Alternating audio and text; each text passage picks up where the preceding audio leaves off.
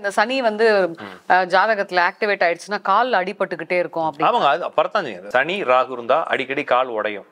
சனிக்கு எது இருந்தா இயற்கையாவே ஒரு சின்ன ஒரு குறைபாடு இருக்கும். ஓகேங்களா? இந்த மாதிரி குடும்பங்கள்ல அடிக்கடி அடிபடுறது, பல்லு உடையிறது, பல்லு செட்டு கட்டுறதுலாம் அந்த குடும்பத்துல தான் கட்டுவாங்க. தெருநாய் தானே கேள்விப்படுறோம். தெருவுல நாய்கள் நிறைய இருக்குது, அது கடிக்குதுன்ற மாதிரி எடுத்துக்கலாமே தவிர கூர்மையான பல்லுள்ள மிருகங்களால் கடிபடக்கூடியது வந்து செவ்வாய் பவரானது. பொதுவாகவே நாய் எந்த வீட்டில் வளர்க்குறாங்களோ அவங்க வீட்டில் சொல்ல முடியாத ஒரு அழுத்தம் மனசுக்குள்ள இருக்கும். அப்போ நாய் யார் வளர்த்தாலும் எந்த வகையில் வளர்த்தாலும், சார் ஒரு பெரிய கோடீஸ்வரர் வளர்க்குறாங்க அவர் வீட்லேயே அந்த பிரச்சனை ஏதாச்சும் ஒரு வகையில் சாக போறான்றதுனால என்னென்ன கிரகங்கள் அதிகாரமாக இருக்கு அந்தந்த வகையில் செத்து போயிடுவாங்கன்னு நம்ம சொல்ல வேண்டியதானே தவிர இது என்னைக்காலும் நடக்கலாம். அப்போ இதை நம்ம ரிவர்ஸ் இன்ஜினியரிங் பண்ணி உங்க அம்மாவுக்கு உடம்பு எப்படா சரியாகுது எப்படா கெட்டு போகணும், அம்மா உடம்பை கெடுத்துட்டு வீடு வாங்குறதா? எந்த ராசியா இருந்தாலும் முதல் 2 டிகிரிக்குள்ள ராகுக்கு எது இருந்தாலும் கடைசி 2 டிகிரிக்குள்ள ராகுக்கு எது இருந்தாலும் நம்ம வந்து மரணம் பண்ணிக்கலாம், நம்ம வந்து இப்படி ஆயிரலாம்னு தோணிக்கிட்டே இருக்கும். ஒரு மாதிரி தன்னைத்தானே அழிச்சுக்கணும்னு தோணும். இப்போ இந்த வீடியோ பார்க்குறோட என்ன ஜாத்தில் அப்படி தான் இருக்கு போல அப்படின்னு சொல்லி கமெண்ட் போட்டாங்கன்னா கொஞ்சம் பத்திரமா இருங்க, உங்களுக்கும் அலர்ட்டா இருங்க. போயிடும். செவ்வாயுடன் சேர்ந்த கிரகங்கள் வக்ரம் பரிவர்த்தனை சந்தியில் இருந்தா இவர் நேத்து வரைக்கும் வேலைக்கு போவாரு, நேத்து வரைக்கும் எல்லாம் பண்ணிட்டு திடீர்னு இந்த பக்கமா வலிக்குதுன்னு டாக்டரை பார்க்க போவாரு.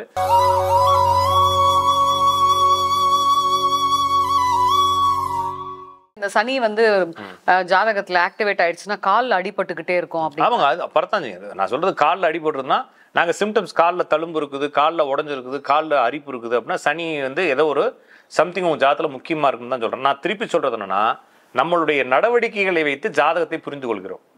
ஓகேங்களா? நான் ஜாதகத்தை வச்சுக்கிட்டு உங்களை நடவடிக்கையை மாற்ற சொல்கிறது இல்லை. ஜோசிக்காரங்க இப்போ என்ன பண்ணுறாங்கன்னா ஜாதகம் கையில் வச்சுக்கிட்டு நீங்கள் காலில் அடிபட வச்சுக்கோங்க, ஒரு சின்னதாக காலில் அடிபட வச்சிங்கன்னா சனி ஆக்டிவேஷன் ஆயிடுச்சுன்னா என்ன அர்த்தம், நீங்கள் செய்வீங்களா? அப்போ அது மாதிரி தான் அந்த கல்லை போடுங்க இந்த கல்லை போடுங்க. இது வந்து திருப்பி நான் சொல்கிறது, நான் உங்களுடைய நடவடிக்கைகளை வைத்து உங்களை புரிந்து கொள்ள உங்களுடைய பிரச்சனைகளை புரிந்து கொள்வதற்காக கண்டுபிடிக்கப்பட்டது ஜோதிடம். அப்புறமா என்ன பண்ணுறாங்கன்னா திருப்பி ரிவர்ஸ் பண்ணி நீங்கள் இதை போடுங்க இது ஆக்டிவேஷன் ஆகணும்னு ஜோசிக்காரங்க சொல்ல ஆரம்பிச்சிட்டாங்க.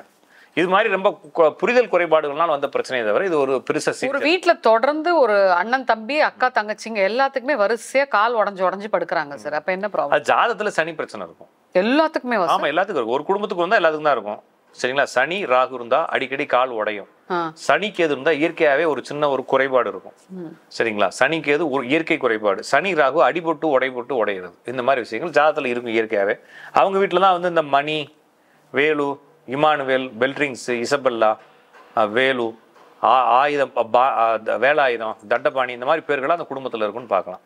ஓகேங்களா? இந்த மாதிரி குடும்பங்கள்ல அடிக்கடி அடிபடுறது, பல்லு உடையிறது, பல்லு செட்டு கட்டுறதுலாம் அந்த குடும்பத்துல தான் கட்டுவாங்க. ஓகே. இன்னொன்று வந்து சில பேருக்கு பாத்தீங்கன்னா மண்டையில அடிபட்டுக்கிட்டே இருக்கும். மண்டையில அடிபடுறது காரணம் வந்து சூரியன், புதன், சனி இந்த 3 சேர்ந்துச்சுன்னா தலையில அடிபடும். சூரியன் சனி சேர்ந்தாலும் அடிபடும். அப்ப அந்த அடிபடுறப்ப அந்த சூரியன் சனி காம்பினேஷன் அந்த ஜாதத்துல இருந்தா அடிபடுன்றத பார்க்கலாம். Okay okay.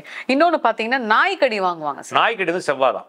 அதுல ஒரு டவுட். இப்போ ஒருத்தவங்க சொல்றாங்க எல்லாரையுமே நாய் கடிக்காது, நீ ஏதோ கர்மா நாய்க்கடி தான் வாங்கணும். குருமாலாம் கிடையாதுங்க. செவ்வாய் வந்து கூர்மையான பல்லுள்ள மிருகங்களால் கடி வாங்குவது செவ்வாய் ஜாதத்துல பலமா இருந்தா.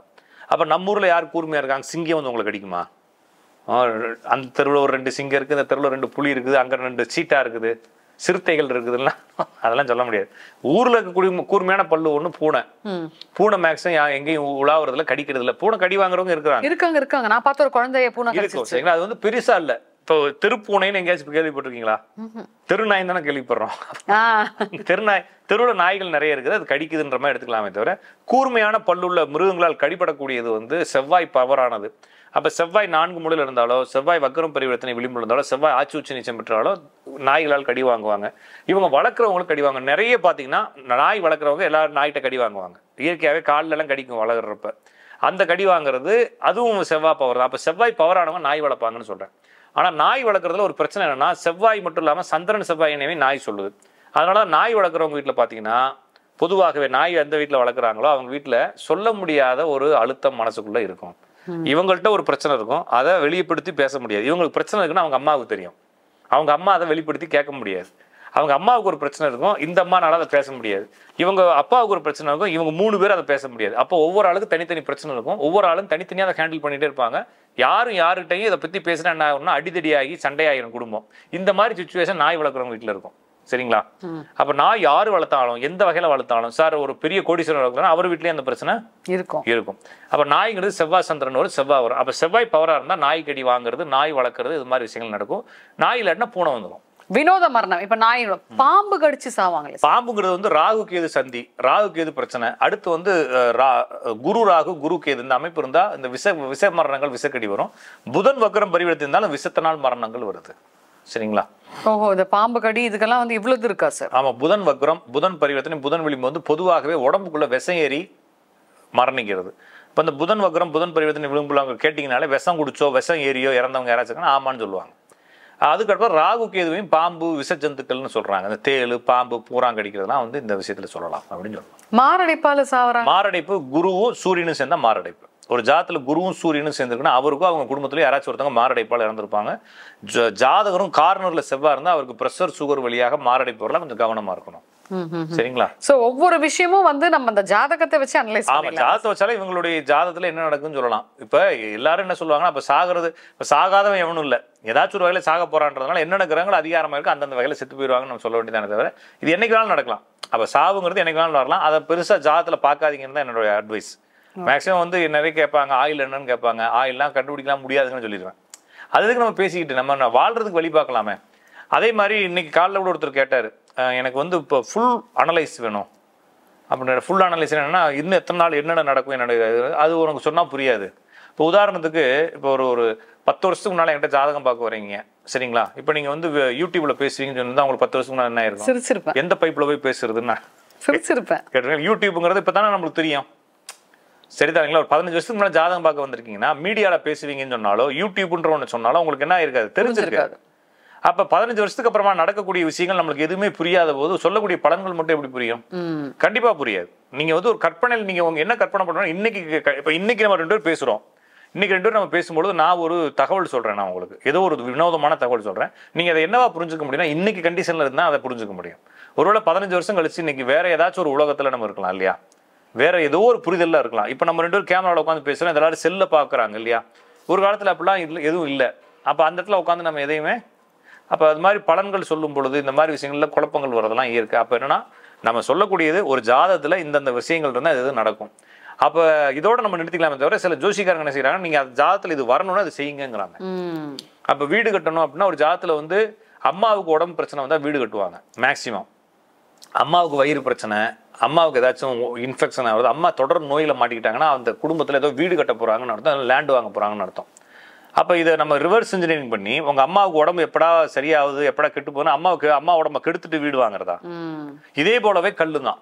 அப்ப இந்த கல்லுகள் மாட்டும் பொழுது இந்த விஷயங்கள் நடக்குதுன்றதை கண்டுபிடிச்சு வச்சுக்கோமே தவிர ஆனா இந்த கல்லை மாட்டினா இந்த விஷயம் நடக்கணும்னு அவசியம் கிடையாது இல்ல.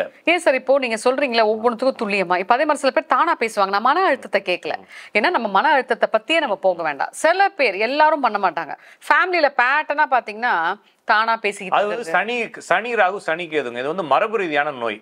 போறப்ப பேசிட்டே போவாங்க, ரோட்ல தனியா பேசிட்டே போவாங்க. இதெல்லாம் வந்து மன அழுத்தம் தான். மன அழுத்தம்லாம் இல்லாமலாம் இல்ல, மன அழுத்தம் தான். சனி கேதுனுடைய மன அழுத்தம், இப்ப சந்திரன் கேதுனுடைய மன அழுத்தம், சந்திரன் ராகுனுடைய மன அழுத்தம், ராகு கேதுனுடைய மன அழுத்தம் வந்து சூழல்களால் வருவது அல்லது தன்னுடைய சுய இதால் வர்றது. ஆனா இந்த சனி கேது வந்து காரணம் இல்லாமல் மரபு ரீதியா வரும். திடீர்னு உங்களுக்கு அந்த மைண்ட் செட் இப்படி மாறிடும், திடீர்னு பேசிட்டு போவாங்க. கடைசியத்தை இவங்க சித்தி இப்படிதான் பேசி இருந்திருக்கும். இது மாதிரி ஜெனட்டிக்காவே தொடர்ந்து வருது சனி கேது தான் நம்ம பார்க்க வேண்டியது. இன்னொன்னு பாத்தீங்கன்னா சூசைட் கூட வந்துட்டு எல்லாரும் பண்ணிக்க மாட்டாங்க. மன அழுத்தத்துல உள்ள பத்தியே பேசல. ஜாதகத்துல என்ன காம்பினேஷன் ராகு கேது இருந்தா சூசைட் பண்ணி செத்துடலாமான்னு தோணும். ராகு கேது சந்தியில இருந்தா ஒரு ஜாதகத்துல எந்த ராசியா இருந்தாலும் முதல் 2 டிகிரிக்குள்ள ராகு கேது இருந்தாலும் கடைசி 2 டிகிரிக்குள்ள ராகு கேது இருந்தாலும் நம்ம வந்து மரணம் பண்ணிக்கலாம், நம்ம வந்து இப்படி ஆயிரலாம்னு தோணிக்கிட்டே இருக்கும். ஒரு மாதிரி தன்னைத்தானே அழிச்சுக்கணும்னு தோணும். சனி கேது இருந்தாலும் இந்த மாதிரி தன்னைத்தானே அழிச்சுக்கணும்னு தோணும். சந்திரன் ராகு சந்திரன் கேது இருந்தால் இந்த மாதிரி சிந்தனைகள் தோணுவதை பார்க்குறோம். அதுக்கப்புறம் புதன் சந்திரன் காம்பினேஷன், புதன் சந்திரன் பரிவர்த்தனை. அதுக்கப்புறமா வந்து கன்னி ராசியில சூரியனும் சிம்ம ராசியில புதனும் இருந்து பரிவர்த்தனை ஆகுது. இந்த அமைப்புகள்லாம் வந்து தன்னைத்தானே அழிச்சுக்கிறது, வினோதமான உணர்வுகளால் தன்னை வந்து ஒரு மாதிரி ஃபீலிங்ல மாட்டிக்கிறதா வந்து இந்த அமைப்புகள். ஓகே, நான் அதே மாதிரி நல்ல பணக்காரனா நினைச்சுப்பாங்க தன்னை, நான் பெரிய அம்பா. அது வந்து குரு சுக்கிரன் நினைவு இருந்தாலே தன்னை வந்து பெருசாகவும் தன்னை வெளிப்படுத்துறதுலேயே வந்து நிறைய ரிச்சான ஆள் மாதிரியும் ஒன்றும் இருக்காது. நான் நிறைய பிள்ளைகள் பார்த்துருக்கேன், நிறைய பிள்ளைகள் பார்த்தீங்கன்னா சூப்பராக இருக்குங்க. ட்ரெஸ் எல்லாம் போட்டு இந்த ட்ரெஸ் எல்லாம் எந்த நாட்டில் வாங்கினதுன்ற மாதிரி இருக்கும். ஆனால் பாவம் பார்த்தீங்கன்னா வீட்டில் போனே ஒன்றும் இல்லாமல் தான் உட்காந்துருக்கும். தன்னை வெளிப்படுத்துறது, அழகாக வெளிப்படுத்துவதுங்கிறது வந்து குரு சுக்கிரன் இருந்தாலே தன்னை அழகாகவும் பெரிய ரிச்சாக வெளிப்படுத்தணும்னு ஆசை இருக்கும். சனி சுக்கிரன் சேர்ந்தா தான் காசு வரும், ரியலாக வரும். குரு சுக்கிரன் என்பது உணர்வு ரீதியான ஹாப்பினஸ், இதற்காக அந்த தன்னை அழகுபடுத்தி காட்டிக்குவாங்க. அப்படின்னு பாத்துக்கோங்க. அடுத்ததா பாத்தீங்கன்னா இன்னொரு ஒரு முக்கியமான கேள்வி சார், திடீர் திருப்பம் அப்படின்னு சொல்லுவாங்க இல்லையா, இந்த திடீர்னு திருப்பம் யாருக்கு வரும்? ஒரு ஜாதகத்துல திடீர் திருப்பம் எதுல வேணாலும் வரலாம். ஒருத்தருக்கு வந்து திடீர்னு கல்யாண வாழ்க்கை முறிஞ்சிடலாம், அதுவும் திடீர் திருப்பம் தானே. ஆமா சார். ஆமா, ஒருத்தருக்கு வந்து அவங்களோட சிஸ்டர் வந்து திடீர்னு வீட்டை விட்டு போயிடலாம், அதுவும் திடீர் திருப்பம். ஒருத்தர் வந்து திடீர்னு வேலை பறி போயிடலாம். இப்போ நான் சமீபத்தில் ஒரு 2-3 இடத்துல ஒரு வீடியோ கூட நான் வேற என்னுடைய சேனலில் போட்டேன். அப்போ திடீர் வேலை பறி போகும் அமைப்பு, அதுவும் குறிப்பாக போலீஸு, இந்த கவர்மெண்ட் எம்ப்ளாயிஸ், இவங்களுக்குலாம் எப்படி வேலை பறி போகுது அப்படின்னு சொல்லி பார்க்குறப்ப, சூரியன்கிறது வந்து அரசு பதவி, சூரியன்கிறது அரசு வேலை, சூரியன்கிறது ஒரு உருவாக்கக்கூடிய திறன், சூரியன்கிறது ஆளுமை பண்பு. அப்போ சூரியனுடன் சேர்ந்த கிரகங்கள் வக்ரம் பரிவர்த்தனை ஆகும் பொழுது இப்போ என்னன்னா, அந்த சூரியன்றது ஐடியலாக இருக்குங்க. சூரியன்கிறது வந்து அரசு பதவியை குடிக்கிறது, அது ஒரு கட்டத்தில் இருக்குது, அது எதுவுமே மாறல, அது வந்து முக்கியத்துவம் பெற்றதுனால அரசு வேலைக்கு போயிட்டாரு. ஆனால் சூரியனுடன் சேர்ந்த கிரகம் ஏதாச்சும் ஒரு வக்ரமோ பரிவர்த்தனை ஆயிடுச்சுன்னா, அந்த வக்ரம் பரிவர்த்தனையான கிரகம் அந்த சூரியனை நிலையா இருக்க விடாது. அப்போ என்ன செய்யும், இந்த மாதிரி சூரியனுடன் சேர்ந்த கிரகங்கள் வக்ரம் பரிவர்த்தனையானவங்களோட ஜாதகத்தை எதை எடுத்து பார்த்தாலும் திடீர்னு வேலை போகும் அப்படின்னு சொல்லியிருப்போம். ஆமாம் சார், அரசு வேலை இருந்துச்சு, அதை விட்டுட்டேன், இந்த விஜிலன்ஸில் மாட்டிக்கிட்டேன், லஞ்சம் வாங்கி மாட்டிக்கிட்டேன், ஒரு இடத்துல சைன் தப்பாக போட்டேன், மாட்டிக்கிட்டேன், வேலை போயிடுச்சு, கேஸ் நடக்குதுன்னு சொல்கிறாங்க. இப்போ இந்த வீடியோ பார்க்குற விட என்ன ஜாதத்தில் அப்படி தான் இருக்குது போகல அப்படின்னு சொல்லி கமாண்ட் போட்டாங்கன்னா கொஞ்சம் பத்திரமா இருங்க, உங்களுக்கும் அலர்ட்டா இருங்க, போயிடும். ஏன்னா இது கண்டிப்பாக போகுது. சூரியனுடன் சேர்ந்த கிரகங்கள் வக்ரம் பரிவர்த்தனையாக இருக்கும்போது அரசு வேலையில் இருக்கிறவங்களுக்கு திடீர்னு வேலை போயிடுது. சனியுடன் சேர்ந்த கிரகங்கள் வக்ரம் பரிவர்த்தனை ஆகும்போது இவங்க எங்கே வேலைக்கு போனாலும் குறிப்பிட்ட வயசில் என்ன ஆயிடுதுன்னா வேலை பறி போயிடுது. அப்போ இவங்க சொந்த தொழில் பண்ணாங்கன்னா கொஞ்சம் தப்பிப்பாங்க, சொந்த தொழிலையும் யாராச்சும் நம்பி இழந்து அந்த வேலையை விட்டுறாங்க. அப்போ சனியோ சூரியனோ இருந்து சூரியனுக்கோ சனிக்கோ 1-5-9 ராகுக்கு எது இருந்தால் வேலை பறி போகலாம், ஆனால் திடீர்னு போகாது. ஆனால் சூரியனுடனோ சனியுடனோ ஒரே கட்டத்தில் சேர்ந்த கிரகங்கள் வக்ரம் பரிவர்த்தனைக்கும் போது நாளைக்கு காலைல வேலைக்கு போகணும், நைட்லாம் எல்லாத்தையும் அயன் பண்ணி வச்சிருப்பான், அடுத்த நாள் காலையில் பார்த்தீங்கன்னா நாளைக்கு காலைல வேலைக்கு வராதுன்னு சொல்லுவான். இல்லைன்னா போவான், போய் வேலைக்கு போவான், மதியமே மாட்டிக்கிட்டு வீட்டுக்கு அனுப்பிச்சு விட்ருவாங்க. இது மாதிரி திடீர்னு பறி போகிறது. ஒரு ஜாதத்தில் குருவுடன் சேர்ந்த கிரகங்கள் வக்ரம் பரிவர்த்தனை ஆகும்போது ஜாதகருடைய சிந்தனைகள், ஜாதகருடைய எண்ணங்கள் திடீர்னு மாறிடும். திடீர்னு நேற்று காலைல வரைக்கும் ஒன்று பேசியிருப்பார், இன்னைக்கு காலைல வேற ஒன்று பேசுவார். ஒரு ஜாதத்தில் வந்து சந்திரனுடன் இருக்கக்கூடிய கிரகங்கள் வக்ரம் பரிவர்த்தனை திடீர் மன அழுத்தத்துக்குள்ள மாட்டிக்கிறார். செவ்வாயுடன் சேர்ந்த கிரகங்கள் வக்ரம் பரிவர்த்தனை சந்தியில் இருந்தால் இவர் நேற்று வரைக்கும் வேலைக்கு போவார், நேற்று வரைக்கும் எல்லாம் பண்ணிட்டு திடீர்னு இந்த பக்கமாக வலிக்குதுன்னு டாக்டரை பார்க்க போவார். இந்த எலும்புல ஏதோ ஒரு உள்ள பிரச்சனை இருக்குது, அதுக்கு இது எடுக்கணும், எக்ஸ்ரே எடுக்கணும், ஸ்கேன் எடுக்கணும்னு சொல்லி அனுப்புவாங்க, பெரிய நோயாக வந்துடும். அப்போ செவ்வாயுடன் சேர்ந்த கிரகங்கள் வக்ரம் பரிவர்த்தனை திடீர் நோய்கள் அல்லது திடீர் கடன்கள்லாம் மாட்டிக்குவாங்க. சுக்கிரனுடன் சேர்ந்த கிரகங்கள் வக்ரம் பரிவர்த்தனை ஆச்சுன்னா ஆண் ஜாதகமாக இருந்தால் மனைவி திடீர்னு ஏதாச்சும் ஒரு முடிவு எடுத்துட்டு குடும்பத்தை விட்டு போயிடுவாங்க. ஒரு பெண் ஜாதகத்துல செவ்வாயுடன் சேர்ந்த கிரகங்கள் வக்ரம் பரிவர்த்தனை திடீர்னு கணவரை பிரிஞ்சு இருக்கக்கூடிய சூழ்நிலைகள் ஏற்படலாம். அப்ப எந்த கிரகத்துடனும் வக்ரம் பரிவர்த்தனை கிரகங்கள் சேரக்கூடாது. அப்படி சேர்ந்தா அந்த கிரக காரகங்கள் ஜாதகர்கிட்ட இருந்து திடீர்னு பறி போயிடலாம். எனவே ஜாதகத்துல எந்த வக்ர பரிவர்த்தனை கிரகங்களும் இல்லாமல் இருப்பது சிறப்பு, அப்படி இருந்தால் எந்த கிரகத்தினுடைய சேராமல் இருப்பது சிறப்பு. ஆனா வக்ரம் பரிவர்த்தனை கிரகங்கள் தான் வந்து ஒருத்தருக்கு பவர்ஃபுல்லான ஒரு சக்சஸை கொடுக்குது, சந்தி தான் ஒரு பவர்ஃபுல்லான சக்சஸை கொடுக்குது. ஆனால் அதுவே என்ன செய்யுதுன்னா ரிவர்ஸையும் பண்ணும். இப்போ நம்ம ஊரினுடைய பிரதமர் எடுத்துக்கோமே, நம்ம நாட்டினுடைய பிரதமர் எடுத்துக்கோங்க, பெரிய பதவியில் இருக்கிறார், இருக்கிறதே பெரிய பதவி, அவருடைய ஜாதகத்துல 5 கிரகங்கள் சந்தி. ஆனா அவர் குடும்ப வாழ்க்கையில் இல்லாமல் போயிட்டார் இல்லையா, அவருக்கு அப்பா இல்லாமல் போயிடுச்சு இல்லையா.